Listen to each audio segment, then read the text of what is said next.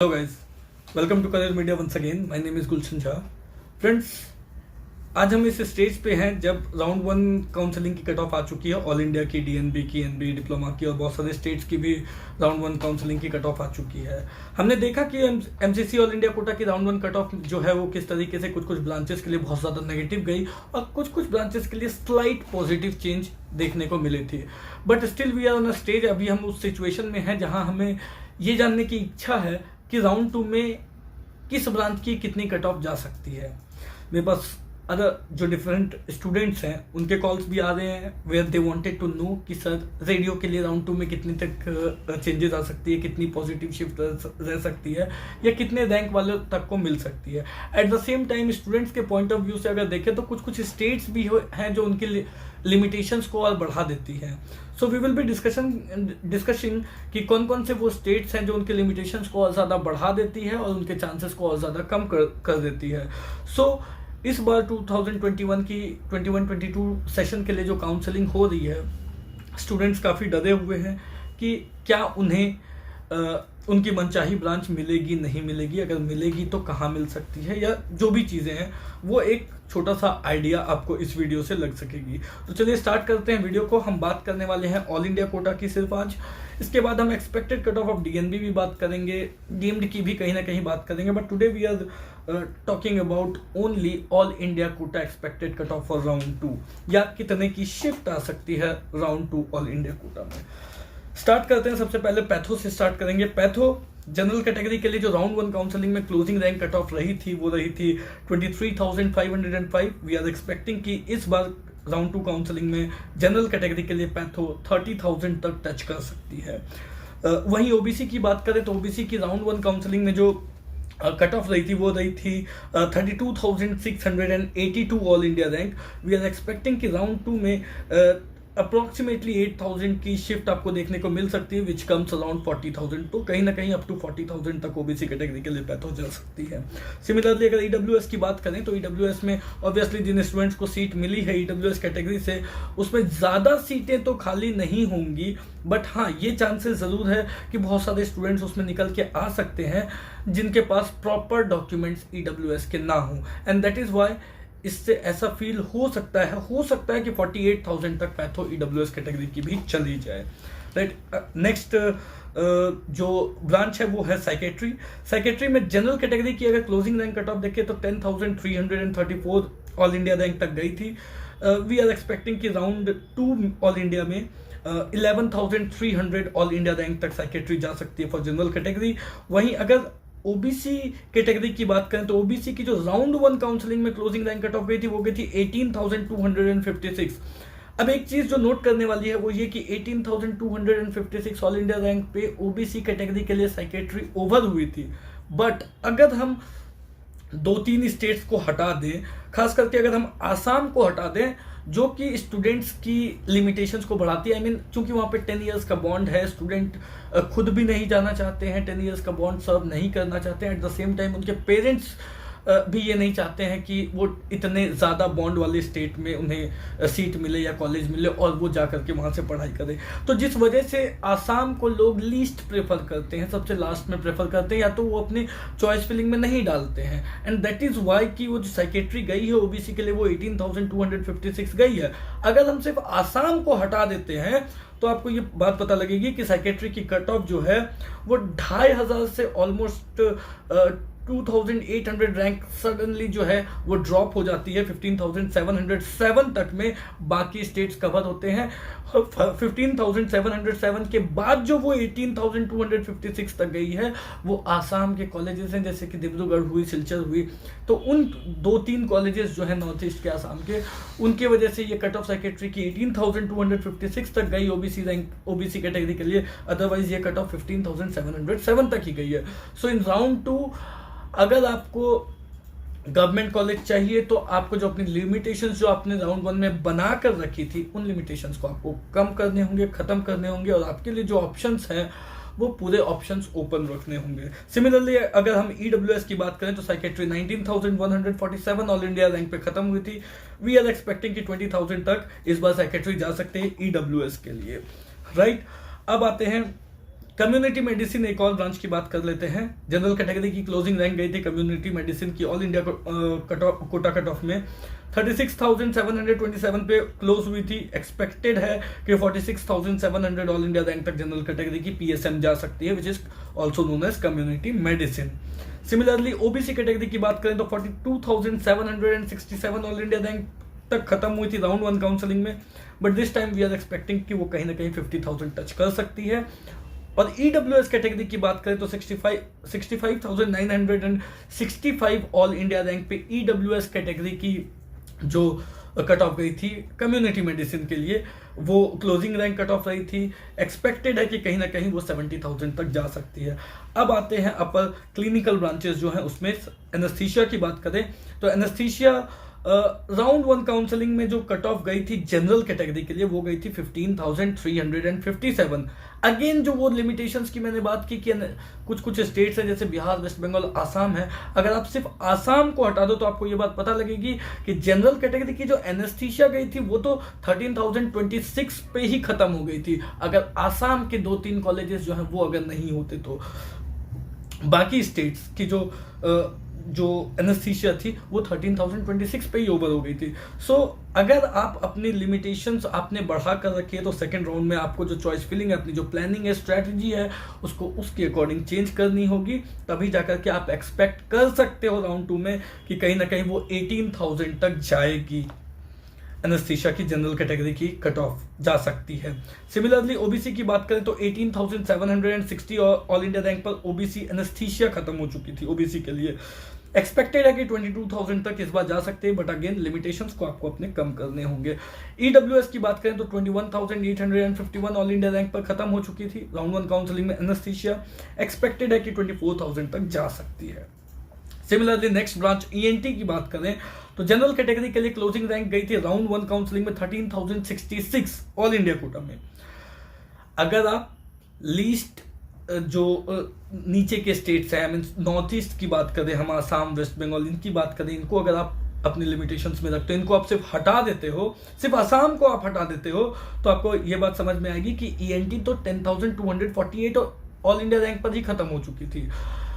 तो इस बार जो कट ऑफ है वो ईएनटी की जनरल कैटेगरी की वो 15,066 ऑल इंडिया रैंक तक जा सकती है, मगर अगर आप आसाम को इंक्लूड रखते हो तब, अदरवाइज वो कट ऑफ आपकी और कम में ही खत्म हो जाएगी। सिमिलरली ओबीसी की बात करें तो 19,526 ऑल इंडिया रैंक पे खत्म हुई थी ईएनटी की सीट्स ओबीसी कैटेगरी के लिए। इस अभी राउंड 2 काउंसलिंग में चांसेस है, प्रोबेबिलिटी है कि 21,500 ऑल इंडिया रैंक तक जा सकते हैं। सिमिलरली ईडब्ल्यूएस की बात करें तो 21,424 ऑल इंडिया रैंक पर ओवर हुई थी, 23,500 ऑल इंडिया रैंक तक जा सकती है। ऑप्थल पे आते हैं। ऑप्थल जनरल कैटेगरी के लिए 10,746 पे क्लोज हुई थी, आसाम को हटा दें तो वो 10,218 पे क्लोज हुई थी। एक्सपेक्टेड है कि 12,000 तक जा सकती है अगर आप आसाम को भी इंक्लूड करते हो तब। सिमिलरली ओबीसी कैटेगरी की बात करें तो 16,121 पे ऑप्थल राउंड 1 काउंसलिंग में ऑल इंडिया कोटा की राउंड 1 काउंसलिंग में ओवर हुई थी। एमडीएमएस सीट्स की बात हो रही है।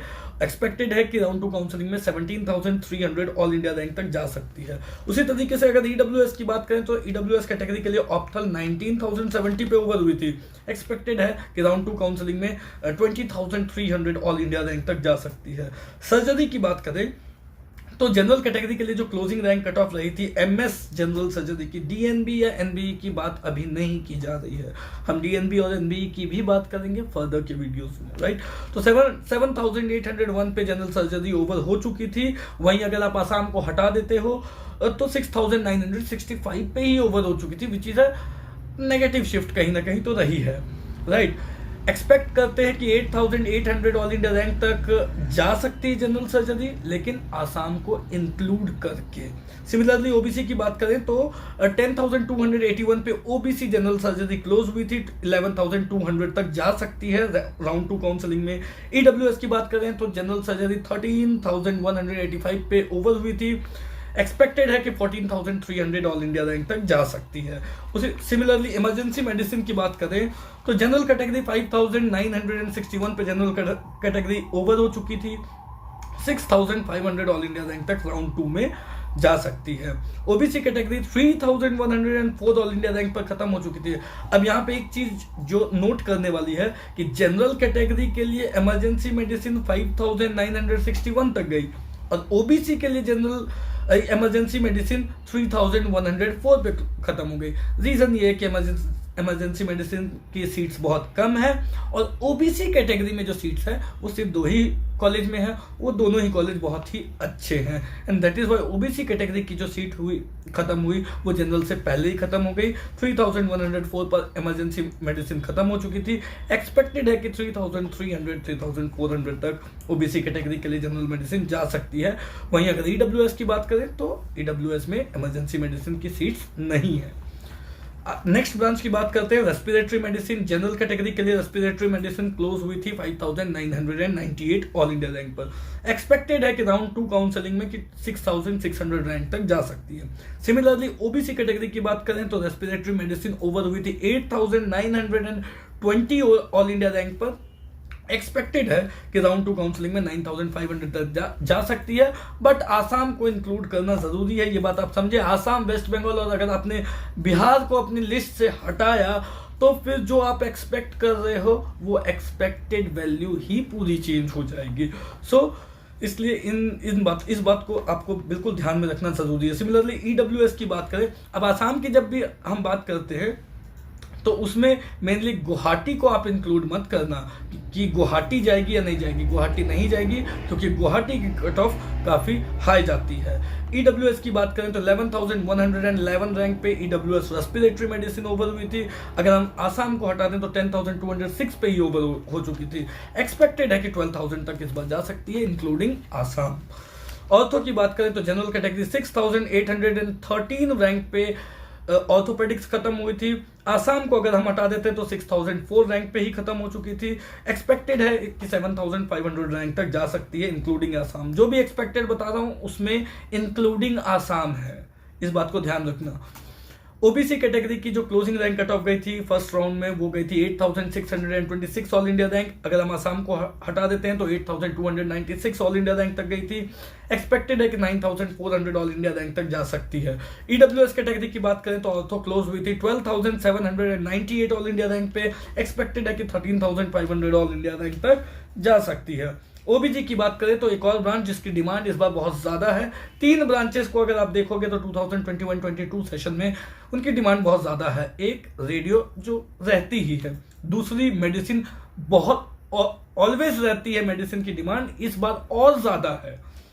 और ओबीजी ऑब्वियसली गर्ल्स लोगों के बीच में इस ब्रांच की काफी डिमांड है, इस बार और ज्यादा है।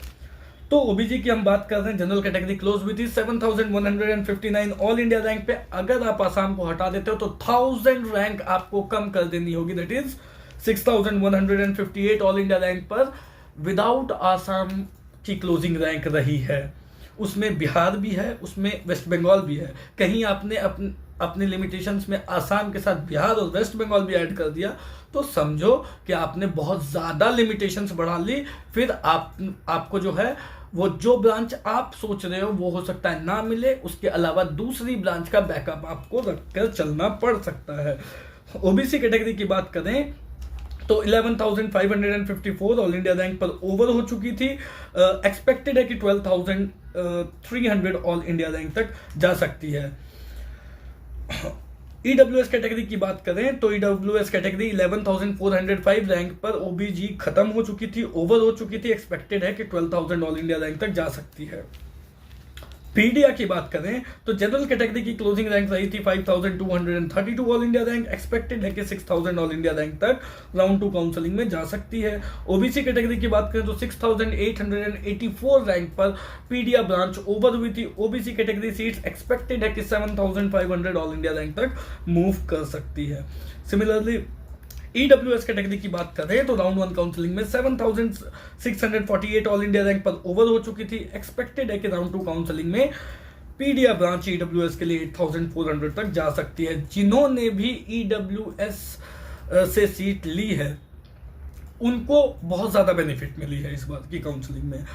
और अब जो ईडब्ल्यूएस की जो सीट्स आएंगी राउंड 2 में वो ज्यादातर चांसेस है कि अगर किसी स्टूडेंट के पास उनकी प्रॉपर डॉक्यूमेंटेशन, प्रॉपर सर्टिफिकेट ना हो तो चांसेस है कि वो ही सीट्स ज़्यादातर आएंगे। अगर प्रॉपर डॉक्यूमेंटेशन, प्रॉपर सर्टिफिकेट है तो फिर चांसेस है कि बहुत कम, उसके अगर वो डॉक्यूमेंट नहीं है तो चांसेस फिर कम है कि वो सीट आ पाएंगी। बट स्टिल बहुत लोगों से ऐसा सुनने को मिला है कि उन्होंने EWS डाल दिया है बट अब उनके पास सर्टिफिकेट नहीं है, सो चांसेस हैं कि कुछ सीटें ज़रूर आ सकती हैं। डर्मेटोलॉजी की बात करें तो जनरल कैटेगरी क्लोज हुई